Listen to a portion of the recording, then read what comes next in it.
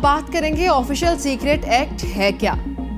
Official secret तरमीमी bill के मुताबिक कोई शख्स जो जानबूझकर अमन आमा का मसला पैदा करता है, रियासत के खिलाफ काम करता है, ममनुआ जगह पर हमला करता है या नुकसान पहुंचाता है जिसका मकसद बराह रास्त या बिलवास्ता दुश्मन को फायदा पहुंचाना है तो वो जुर्म का मुर्तकिब होगा। ऑफिशियल सीक्रेट एक्ट तरमीमी बिल के तहत इलेक्ट्रॉनिक या जदीद आलात के साथ या इनके बगैर मुल्क के अंदर या बाहर से दस्तावेजात या मालूमात तक गैर मजाज रसाई हासिल करने वाला मुजरिम तस्वर होगा। पाकिस्तान के अंदर या बाहर रियासती सिक्योरिटी या मफादात के खिलाफ काम करने वाले के खिलाफ भी कार्रवाई होगी।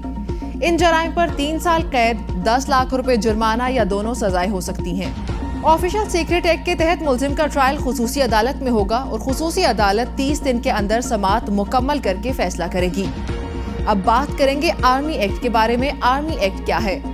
आर्मी एक्ट के मुताबिक कोई भी फौजी एहलकार रिटायरमेंट, इस्तीफे या बरतरफी के 2 साल बाद तक सियासी सरगर्मी में हिस्सा नहीं लेगा, जबकि हसास ड्यूटी पर तैनात फौजी एहलकार या अफसर मुलाजिमत खत्म होने के 5 साल तक सियासी सरगर्मी में हिस्सा नहीं ले सकेगा।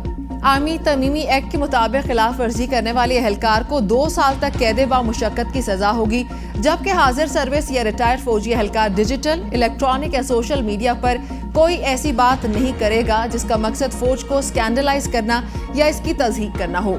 जुर्म करने वाले के खिलाफ कार्रवाई आर्मी एक्ट के तहत होगी, सजा इलेक्ट्रॉनिक क्राइम एक्ट के तहत ही होगी। आर्मी एक्ट के तहत कोई हाजिर सर्विस या रिटायर्ड एहलकार अगर फौज को बदनाम करे या इसके खिलाफ नफरत अंगेजी फैलाएगा तो इसे आर्मी एक्ट के तहत 2 साल तक कैद और जुर्माना होगा। आर्मी एक्ट सेक्शन 26A में एक नए सेक्शन का इजाफा किया गया है जिसके मुताबिक सरकारी हैसियत में हासिल शुदा मालूमात जो पाकिस्तान और अफवाज की सिक्योरिटी और मफाद से मुतालिक हो उसे अफशा कोई भी अगर वो शख्स करेगा उसे 5 साल कैद बा मुशक्कत तक की सजा हो सकेगी। अलबत्ता आर्मी चीफ या बाइख्तियार अफसर की जानिब से मंजूरी के बाद गैर मजाज मालूमात देने पर सजा नहीं होगी। राज अफशा करने वाले शख्स को आर्मी एक्ट और ऑफिशियल सीक्रेट एक्ट के तहत निपटाया जाएगा।